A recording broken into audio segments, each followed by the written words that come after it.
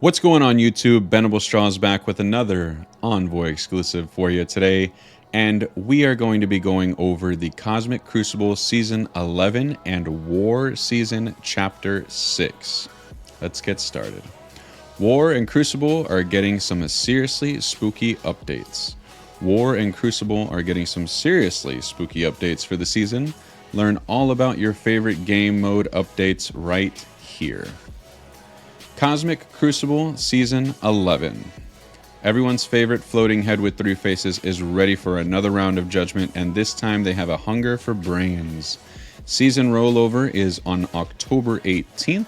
Matchmaking activates on October 19th.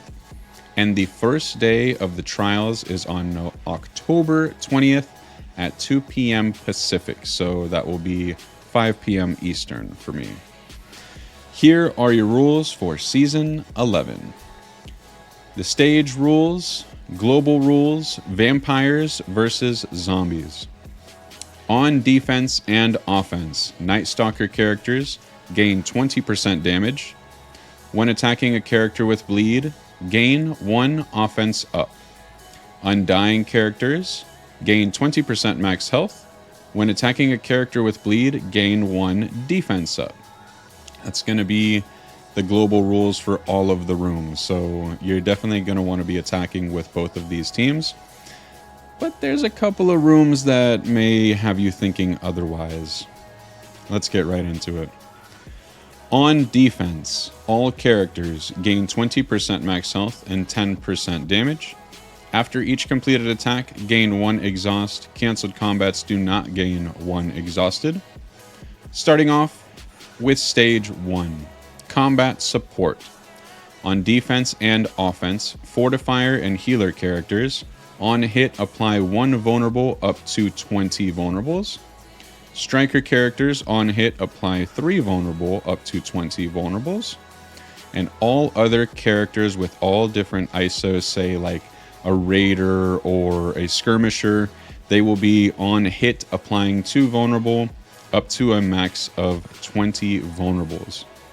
And all characters when you are attacking with vulnerable on you, gain 100% damage per vulnerable on the attacking character. So necessarily you're not, I don't know. It's going to be a catch-22 because you're not going to want any characters that clear vulnerable on themselves like Spider Society. This room is actually going to hurt them a little bit more because they're going to be clearing vulnerables on themselves and they're not going to be getting that extra 100% damage per vulnerable while they are attacking, right? And they can attack on defense. It's like sort of like a read between the lines kind of thing. On end of turn, you'll clear all vulnerable on this character. So you're definitely going to want your blue ISO 5s in line because you're going to be applying 2 vulnerables, say like as a Raider or say as a Skirmisher, and you're definitely going to want to cash in on the Striker because those interactions are definitely going to be some amazing interactions. Starting off with Stage 2, Rules of Combat. On defense and offense, villain characters on successful attack apply defense down to each target attacked, and hero characters on successful attack apply offense down to each target attacked. There is a very, very, very great interaction with a character from New Warriors called Cloak. He does a turn meter rewind when he applies offense down to characters.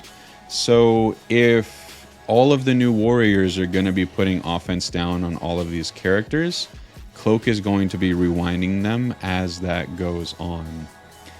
It's going to be a little interesting to see because you may want to take Cloak out of New Warriors, but maybe you won't. It's definitely going to be an interesting Stage 2 for sure, because when you apply offense down, you're going to be rewinding, of course. And maybe you're going to want that, say, like if you were attacking this with the Night Stalkers, right? Because they're so fast. Like once Man-Thing comes to the game, they're going to be going super fast. Blade's going to go first, and then he's going to apply offense down. Or even The, the possibilities are endless, but I'm definitely going to be trying out Cloak in this room. Moving on to stage 3. You guys are probably reading that up there and saying, oh no. Stage 3, Raid on Crucible. On defense and offense, all characters. Room counts as raid. Now, when we had this room rule, Alpha Flight was not available. I believe it could have been on the tail end of Spider Society. And we've already gotten Orcus, and now we have Night Stalkers. It's going to be quite a great room. I can't wait to test this out and be able to show you guys all of the gameplay footage that we're going to be able to get from this. But of course, the season is going to start, on October 20th, I believe? We had it right up here. Yeah, the first day of the trials will be on October 20th. At the time of recording this video, it is Thursday, October 10th, so that will be in 10 days. The raid room is going to be very interesting with Orcus and Nimrod getting all of that speed with summons, so you might see like maybe an Orcus Mysterio just because of all the dupes. Nimrod's just going to go like that. Or even the Night Stalker characters, because they have some pretty great raid callouts as far as it goes with Oath Skip and Alpha Flight. Stopping the charged on some of the characters, like say you want to mix it up. Say you want to use Orcus Northstar or Night Stalkers Northstar. Or say you just want to do Alpha Flight Old Man Logan or something like that.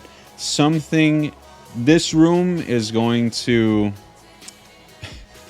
It's going to frustrate a lot of people, and at the same time it's going to allow us to create a little bit more theory crafting, because we have way more raid tunes than what we had when this room was first available. It's it's going to be amazing. Oh my goodness. Because say you want Orcus, and remember we talked about Cloak, and Cloak is a raid character. When Scientist Supreme ults turn 1, she is applying offense down to the other side. If Cloak is there, that's a turn meter rewind. Just something to consider. And you'll be lowering the resistance and healing by 50%. Moving on to Flashbang. I believe we've had this room before. Death Seed was a very big component of this. But with Cabal being in the game, you could just easily just destroy that. Or you could New Warriors this room, because Blind isn't necessarily going to hurt the New Warriors because of their passives. They're going to get all that extra accuracy. Just like when you're fighting a Weaver and she has charged, they can get straight through it because they have the extra accuracy. So on defense and offense, all characters with Blind, lower that character's speed by 5% and armor by 25%. Ultimate abilities, apply Blind to the primary target. I sort of see this as a free room, but you guys let me know in the comment section what you guys are going to be using in Flashbang or any of these rooms, because we still got a little bit to go over with this Alliance War thing right here. Stage 5 is Unholy Alliance. On defense and offense, Unlimited X-Men characters count as Masters of Evil, and Masters of Evil characters count as Unlimited X-Men. I can definitely see the 3-piece Masters of Evil, Kang, Titanium, Moonstone, being mixed together with a Rogue or a Gambit, or even... You could even add like a, Sunfire to the mix. You could add a Phantom X, you could add a Dazzler.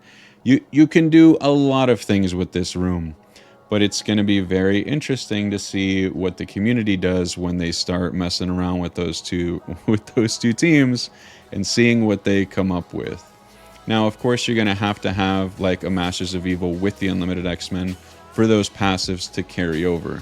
It's not going to work if you just say you want to put an entire Unlimited X-Men there. They're not going to count as Masters of Evil because they have no Masters of Evil with them, and vice versa. Masters of Evil are going to need Unlimited X-Men characters with them for everything to function. And Masters of Evil is an offensive team. So it's sort of like a catch-22. What are you going to leave on defense? What are you going to leave on offense? Like, say, if you want to leave a Rogue, a Gambit, Absorbing Man, Ultron combo with a Forge in there, just to revive, you know? The possibilities are going to be endless, and I cannot wait to see what the community has in store for us. And as always, Stage 6. What's up, dog? On defense and offense, all characters reduce all healing by 100%. And all characters will spawn with Safeguard, Immunity, and Defense Up. I was talking with Updog, our last Cosmic Crucible champion. Congratulations to Updog again. His link will be in the description. Be sure to go and follow that guy. And give him a sub, you know. Subs are free. You know what to do. This room right here, we were talking, and it's just like, well, since there's going to be no healing, you can't necessarily dorm ult in here. You won't be able to save yourself from that. Usually when characters are sent below and they bounce right back, sort of like how Spider Society does, sort of like how Super Scroll does when he gets dropped below and then goes into stealth and then heals back up. None of that is going to work. So with what I was asking Updog, I was like, well, how are we going to be able to get around this? And we were theory crafting some stuff, and I came across an idea of redistribution. So since you cannot heal, but you can redistribute. So say you bring in a Quicksilver and he gets sent below and summons a Scarlet Witch. And then she does her special and redistributes the max health in between everybody to give you a fighting chance. Now, same thing goes with Doctor Doom. When Doctor Doom gets sent below, he ultimates, but then like he's going to get on the turn meter and everything, but he's not going to heal himself. So say he does the ultimate, but he's covered with bleeds. He's going to kill himself if he does that, right? It's going to be a little tricky, but I think we're going to be able to knock that right out of the park, because mainly in this room, you're going to want a lot of maybe revives. That's why I think maybe a Dormammu would be good. Just in case you die, you're able to come right back and still be in the fight, because you're going to come back with 50% health and etc, etc. You're going to want really high health pools in here. I'm personally planning on putting Orcus in here, because you're going to spawn with Safeguard, Immunity, Defense Up, and Scientist Supreme has a chance to revive people, just very randomly.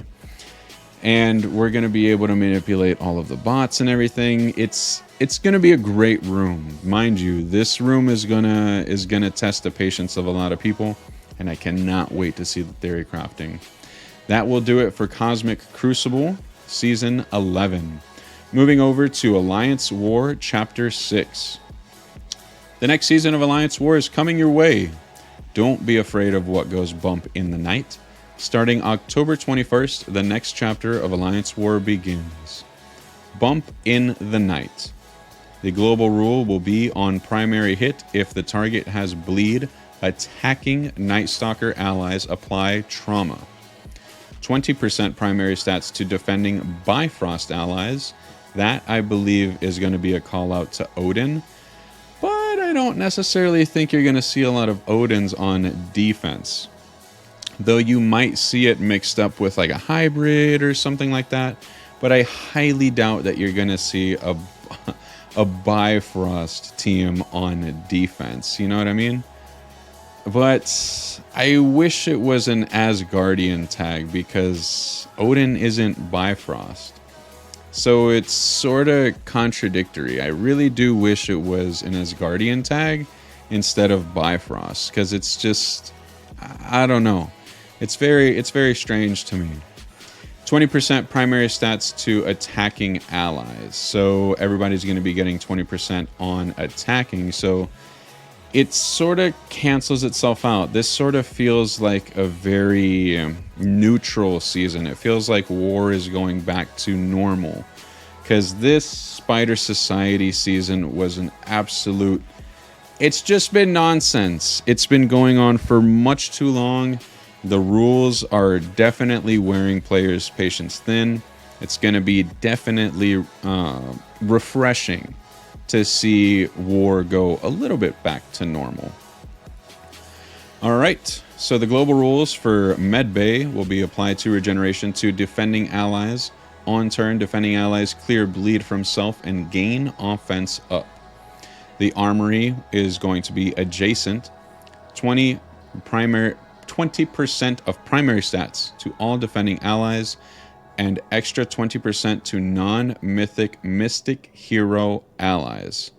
So that could be like your Eternals or your Silver Surfer with Annihilators. He's going to get an extra 20%. The list is going to go on. I don't necessarily have a roster here to look at directly because I'm reading off of a PDF, but I'm going to be doing a collaboration with Updog on those season rules up there, and we're going to be making a little bit of a list of what you guys should be setting on defense when it comes back on October 20th. All right, security is pretty much the same. The adjacents will be applied defense down to attacking enemies. The bridge is a room buff. Apply 10 positive effects randomly to defending allies. That doesn't necessarily feel like it changed at all. The hangar is going to be adjacent, plus 15% barrier to all defending allies. An extra 15% to non-mythic mystic hero allies. So it sort of seems like if you put Night Stalkers on defense, it's still going to be good for you, but you're definitely going to want that offense boost. So it's going to be a lot of back and forth, back and forth. The reactor is going to be a room rule. Apply disrupt to attacking enemies. I don't necessarily believe that changed. The barracks will be adjacent. Apply offense up to defending allies. Non-mythic mystic hero allies gain an additional offense up. Cargo bay will be global. 10% primary stats to all defending allies. Extra 20% to non-mythic mystic hero allies. And engineering is going to be an adjacent. Apply defense up to defending allies. It's going to be so nice to just play a regular war. My goodness. It's nuts. Like the rules right now for war are just, man. They're very frustrating for some. It's definitely been making a lot of members of the community hate war, but I feel like this is going to be a little bit more refreshing because it's going to go back to what war used to feel like. Not necessarily a lot of modifiers. You get to fight what you get to fight, and that's that. Because it's only necessarily about the Bifrost and the Night Stalkers, and I don't know. The whole bleed mechanic and everything is going to be very interesting. I'm more interested to see what the Undying team is going to do during this season.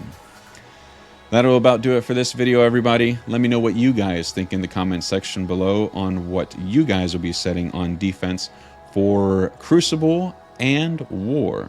I'm definitely intrigued on what the community is going to be setting on their defenses, and I'd love for you guys to interact with each other and sort of theory craft what we've got going on here. Thank you so much for watching, everybody, and I will catch all of you in the next one.